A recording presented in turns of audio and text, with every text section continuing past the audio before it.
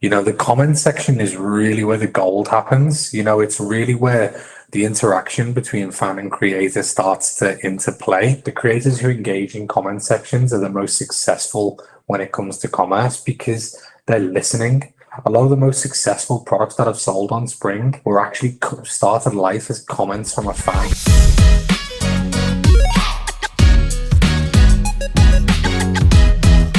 Yeah, I'm Chris Lamontagne. I am the CEO at Spring.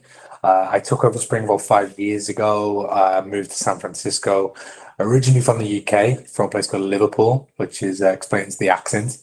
And yeah, took over originally what was TeeSpring and turned it into Spring, which today is the leading creator commerce platform. We help creators create, sell, and fulfill products. And that's the business that we're in, really focused on creator economy, thinking about maybe not just creators today, but probably the next decade for creators. And that's how we think as a platform and as a business. Awesome. Are you able to share any stats around how many creators are on the platform, or how much revenue is generated through the platform or anything like that? Yeah. So we've got 9 million creators on the platform. It's a huge number. Obviously, not all creators are selling products yet. So we see a lot of active creators. We see about 300,000 to 400,000 active creators every month on the platform. We have about 80 to 120,000 net new creators sign up to the platform every month right now. So there's a huge influx of creators looking to be able to sell in commerce. As a platform, we've generated over $1 billion in lifetime revenues. So huge platform, and really paying the large majority of that back to the creator over the past decade. The platform's kind of been through many different guises. So in the very beginning, TeeSpring, and a lot of people know TeeSpring, was this kind of t-shirt merchandise business. When I got introduced to the platform, I always really thought actually it really served the creator economy because of this idea that it's create, sell, fulfill within one platform. And something I recognized pretty early on is a creator's full-time job isn't commerce, it's to be a creator. Therefore, having a fully contained ecosystem where we basically handle a lot of the difficult stuff that creators don't want to take on was really the main sell for when we see creators. And when we see creators who sign up to Spring, it's because they've got an amazing idea and they want to get it to market. And they don't really want to have to think about supply chain or returns or payment gateways or credit cards being declined or customer service. And that's really where Spring's kind of end-to-end verticalized platform was the real kind of opportunity where this came together. That's awesome. And just out of curiosity, so it seems it's interesting, with the creator economy for so long, it was the brand, the product that was the extension of the creator was just straight up merch. What prompted that that transition to we're going to expand into so many other physical goods? Yeah. And I think I think what prompted it was the creator recognizing that it wasn't just about a logo on a product anymore. And it was really the meaning behind the product itself. And over time, what we started to see was narratives started to be weaved by individual creators where, I think back to some really good examples where creators were using their merch or their products almost as part of their content. So it would be we saw this huge influx of creators where the punchline to the joke would be a piece of merch, which is you start to recognize that it's this convergence between content and commerce, kind of interplaying as one or interchanging as one. And I think that was a really interesting moment. And then I think there's another kind of trend at play there, whereas, we've kind of came from a background of brands. I think there's a really interesting question to ask, what is a brand today? And if you think about content creators as we know them and in kind of our world, is a content creator not just a digitally native brand? It's a brand that was born online. And in fact, it can change. And if you think about, some of the incredible creators, I'd argue that Ryan's Toy Review started as a creator, but it's now wholeheartedly a brand. I know you've mentioned Black Rifle Coffee. I know there's like on our platform, we've got Mariah Elizabeth. We've seen Afmao, who's a huge gamer who sells a ton of product on kind of in the merch ecosystem. So I think there's this bigger trend at play, which is like this more existential question about what is a brand. And actually, our content creators essentially the new way of attracting the way consumers consume and think about product is actually just funneled through content creators in that way. That's actually really interesting. And I'm like totally going off my questions now because like this is Let's fascinating. just riff. Yeah. Yeah. What's the creator's brand? I completely agree. It's like what do you think it is like that makes like a creator a great brand? Like what are there like in your mind specific sort of like attributes that some creators sort of like embody that lends themselves to that? I think there's a real being self-aware of like what the creator is and what the community is. I think it's really about understanding that community is definitely a part of that. But I also think there's a change that's happened as well. If we think about how we used to ingest brands, used to sit in front of the TV, probably all of us about the same time, get fed advertisements in between programmatic shows, and you'd be fed brands, or you'd see a billboard, or you'd read a newspaper, read a magazine, you'd be fed brands. Now I think we've got a completely different relationship in the way we're fed information, and through social platforms specifically, the attention economy has kind of really has evolved over the last 2 decades, really. But I think what's interesting about creators is that if we agree that the future of attention is social, which I think it's probably pretty fair to say, then there's a really interesting question that like, well, why are people on social platforms? Is it to listen to brands? I don't think so. I don't think that's what anyone. I certainly didn't sign up to Instagram to be targeted by ads. No one did. You're on Instagram or you're on a social platform to see something that necessarily maybe you don't see on a daily basis, and what we start to see is that we see that the difference between creator and fan versus buyer and customer is so different. Creator and fan is there's an organic relationship that exists between creator and fan. As a fan of a creator, I choose to follow that creator. Whereas a brand in most circumstances, it was all push all these adverts, whereas creator is pull.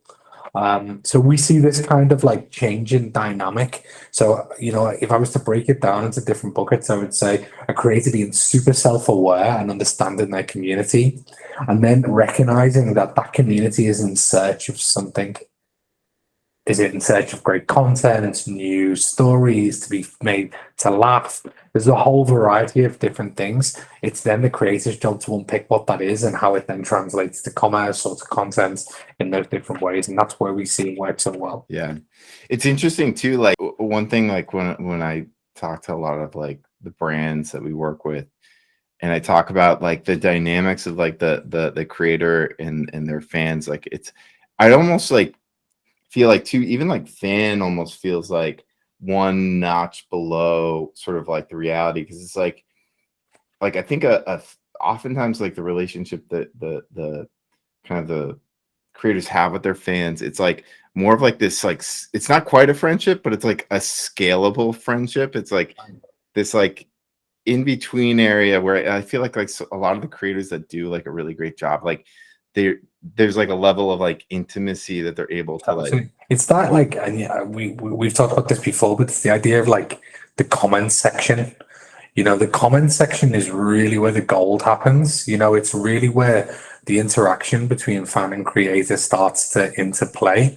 And I would argue, and we've definitely seen it in our data, with all the different creators that we have, the creators who engage in comment sections are the most successful when it comes to commerce because they're listening. A lot of the most successful products that have sold on Spring were actually started life as comments from a fan. To give you an example, we've got an amazing YouTube creator called Mariah Elizabeth on Spring. She's a DIY craft creator. She drops a video every Friday. She does a lot of arts and crafts and painting. Really, really hyper engaged audience. And she, on one of her videos, she took an old Rubik's Cube and had painted the Rubik's Cube, and people had watched this video. Anyway, one of her fans in the comments said Mariah should totally have her own Rubik's Cube. Now, we read the comments, it got a lot of likes, a lot of traction. Mariah commented back, that's a great idea. We actually went out to Rubik's Cube and posed it as an initiative, and we're like, hey, it's a huge creator. She's really engaged with her audience. What would it look like if we made her own Rubik's Cube? Could we do it? We figured it out. I think she ended up selling about 16,000 Rubik's Cubes. And it started life as a comment. So, it's a great call out for creators is like, are you scouring the comment section? Because the clue is in the comments. Oh, I love that. That is like such a good like TikTok line. Like, I'm totally gonna use that. The clue is in the comments. Like, that's so good. It is, and it's like, look, I get it, and I think there's also a piece to that though, Brendan, as well, where it's like we've been in this attention economy where it was all about eyeballs, right? It was like do shit to get lots of eyeballs like watching your stuff. I think we might be moving to like a new world where it's not so much about eyeballs, it's about conversations, and it's about like real meaningful conversations of understanding maybe slightly smaller communities. Do people need 90 million followers? I'm not sure. Do you need, and I'm like such a big subscriber to 1,000 True Fans and 100 True Fans, these concepts that in fact, if you really truly like fan graph your community and you understand that within your community you've got super fans, and we see it in our data where we've got like creators whose fans, like there's a subset of fans who buy every single product that ever gets released. That's incredible. Such loyalty that big traditional brands would kill for that type of customer, but it's because the depth of the relationship is completely different. I'm not sure I'm a fan of a brand. I'm probably a buyer of a brand. And maybe some people have different relationships there, but that's where I think the nuance comes of kind of the world that we live in. Yeah, I completely agree. I also completely subscribe to that that notion that sort of like there's like almost this trend towards like these small intimate communities and the core fans. Like, I feel like the rise of Discord is like a testament to that in a lot of ways. To cultivate that really core community, you reference comments and stuff, but are there tactics or platforms or advice you would give to a creator to really kind of like build their 1,000 true fans essentially? Yeah. I think like actually probably the best advice that we would give, so obviously data and understanding and learning, we try and productize a lot of that to be able to help creators. But I think part of that lies in kind of the business model as well. Some of the horror stories we hear about a commerce where a creator has gone out and has screen printed like 100,000 hoodies that are sitting in a warehouse somewhere or in someone's garage, or like they're real things and really happen. Or I have got this great idea for like making my own sauce that I'm going to sell to all my creators. That's cost like. I think what you've got to do is you've got to be able to build more of an agile process to understand what is it that I want to put in front of my fans, and also how can I like test, iterate, and learn, and like kind of operate it almost the way, if you look at some of the methodology that like a Mr. Beast has on YouTube, where it's like testing thumbnails, testing different titles, testing content. I think you've got to think about commerce in a very similar way. And at Spring specifically, our kind of origins are from like that print on demand world where we've been there, where there's not boxes of stuff flying around somewhere. Instead, you could theoretically, and we see some creators do this really well, create a new piece of commerce, a new product based on every single video you ever launch. Yeah, there's no cost to that. There's no real, life kind of difficulty, which is a completely different way. If you look at, I'm trying to think of a good example here, but we've seen it on our platform before. It's like, if you understand that your content is doing really well, why not supplement and be able to add products to that? We did a couple of partnerships in the past with Netflix where Netflix were trying to release content in products in line with the way their products were trending. But they weren't able to move quickly enough. So like it's like in the Tiger King example, when everyone was going Oh, wild over yeah. Tiger King, everyone wants to create products right then in that moment because it was only live for it was the thing for a week. But most traditional kind of consumer brand licensing takes months to try and get off the line. So thinking content, and it's like, for me, it's all underpinned in this concept of content and commerce being converged and interchanging and interplaying with each other. If you think like that, I think that's the test and iterate success approach. Yeah, I mean, it makes sense too. It's like sort of like goes hand in hand with, like, in a lot of ways, just like, I mean, yeah, content and commerce. Back in the old days, content was 3 channels. So you had like, 3 big candy bars, and that was it. And now it's sort of like there's infinite amount of content. There's like infinite snacks. There's sort of like every niche is being filled by products. Well, look, this week, do you see the Mr. Beast Willy Wonka? Yeah, I haven't watched it yet, but I keep meaning to. I saw that. That's amazing. Brendan, it's the best example to what we're talking about. It's a 17-minute advertisement of Feastables, which is this incredible piece of content with the merch shelf directly underneath the video, the ability to buy the Feastables.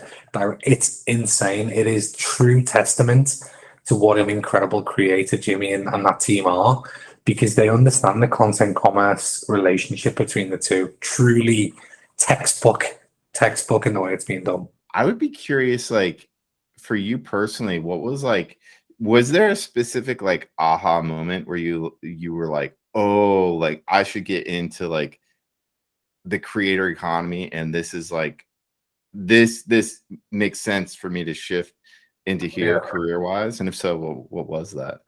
Yeah, probably less so just actually, yeah, maybe there's two parts to that. So the first one, when I got introduced to Teespring, I'd done some work in China, around commerce in China, and I was obsessed with this idea of social commerce and why do we buy through a destination and why don't we buy through social apps. So that was like initially the first kind of signal. When I joined the business, you could see quite easily that the cohort of creators outperformed everybody else. So it was kind of, the business case was really easy. The real like aha milestone moments, we did the integration with YouTube in 2018, which was the YouTube merch shelf, which was an amazing partnership. It really was. But then what was really interesting, the YouTube merch shelf got announced at VidCon 2018. 2019, we were back at VidCon and we were on stage. So we were back on stage with YouTube talking about merch. At the same time, Instagram, we'd just done the Instagram integration. We were in conversations with TikTok. We'd just done a Twitch integration. We were in conversations with Netflix and a couple of others. And that was I actually hired a car and drove back from VidCon, and I was like, oh wow, yeah, it's happening. And like, our bet here and understanding the creator commerce ecosystem, that was my moment of recognition of like, we can really support creators making money here. So yeah, that was the kind of the cool aha moment. That's awesome. The China stuff, I personally am fascinated by. Like, I love reading about that. Could you sort of maybe touch on that a little bit, like what's happening in China? Because like I sort of like subscribe to the idea that like they definitely seem to be like a leading indicator for like what we can expect here in the States. Like do you subscribe to that? And regardless, can you maybe talk a little bit about that, the ecosystem and sort of like the role of social commerce there? In the US or in China or both? Oh, in China, yeah. Yeah, well, I think what was super interesting there is some of the dynamics at play. First of all, it's like a very mobile first ecosystem, mobile first internet. So we kind of skipped a lot of like desktop driven e-commerce. And you've got huge marketplaces that the Alibabas of this world that like did an incredible job, but you would probably compare them to almost like Web 2.0 eBay like ecosystems. But what was really interesting is like the new kind of realm. So I look at like platforms like PDD or Douyin, which is like the Chinese TikTok. Those platforms were like super social from the very beginning, and then they also understood that the power of creators was really the power to sell. So there's so many like you hear it all the time here of like QVC for creators, QVC for creators. That's just inbuilt in the internet in China. Very, very different here. We're kind of almost trying to like, even the fact that we explain it like QVC for creators, I think is the problem. Because it's like, no, it's better than QVC. It's like it's a completely different thing. So I think we're kind of maybe stuck in trying to like, we're trying to reignite the past rather than actually think about what the future is. And I think that's the kind of one of the dynamics at play. I would say though, if you kind of transpose that to the US, if you look at every social platform right now, whether it be Instagram, YouTube, Snap, TikTok, Google, Twitter to a certain degree, every single platform has commerce on their roadmap. And that's no accident, right? It's like as advertising begins to morph and becomes more difficult, and targeting and the pixel, cookies, all these different components begin to kind of get more difficult. Commerce and first party data commerce is a big push, and like trying to understand organic engagement. So I think in the way you can track what's happened in China, it was just a very different ecosystem, but there's some really interesting models to look at those businesses and say, actually, they've kind of proved out the power of the creator. If you look at Singles Day, if you look at the performance of how those platforms work in terms of group buying, and there's some really interesting trends that happen in the East that haven't transposed to the West yet. But my bet would say if you're going to take a stab at the next 30 years of the internet, a Web3 organic commerce world is probably where we end up. The PDD is like mind bending to me. Like I remember reading about that. I'm like, this is crazy. It's like TikTok for shopping. I mean, like not exactly, but like the algorithmic recommendation piece. It's like you're not even searching. It's just like knows what you want before you know. I think it's fair to say TikTok's algorithm is such a powerful like recommendation engine, right? And then if you think about one of the unsolved things in the West, at least, is discovery, of commerce, discovery of product. Even Amazon hasn't figured out discovery, right? It's still a search bar. It hasn't figured out how to tell you what you want yet. So, if you kind of morph to this hypothetical world where it's like, oh, I understand what product you want, and like not just products that you might need, but actual products that you really love, in the same way you watch a TikTok video, you kind of feel good about it. You kind of feel like laugh about it, and like I'm interested in stuff that I never knew I was going to be interested in. Yeah. Similar on the product discovery side, and if you look at other companies, like if you look at like Pinterest is an incredible example of, we all go to Pinterest, pin all this amazing stuff, and then there's no way to connect all this amazing stuff to the things that I want in my life. Like there's just too many connected or dotted lines to each other right now. Yeah. That say that when it probably just poses that we're going to get there at some point. Yeah, 100%. Is it cool if I ask you two really quick questions? Yeah, of course. Okay, cool. Yeah. I don't want to go over. No, let's rock it 10 past. And you can skip either of these if not. Everybody loves hearing about money. How much money are the top creators making, or like, can you speak to like, the top selling product or something like that? Yeah. So, we've definitely got creators. We've got one creator who in 2018 signed up first year, came onto the platform with $180,000, which is incredible first year. That was in 2018. This year, she is on track to make $12 million on the platform. So it's one of our top creators. And you can just understand that kind of growth is insane. What I would call out though is there's a very different dynamic to making money that subscribers and follower count doesn't necessarily equate to success and size.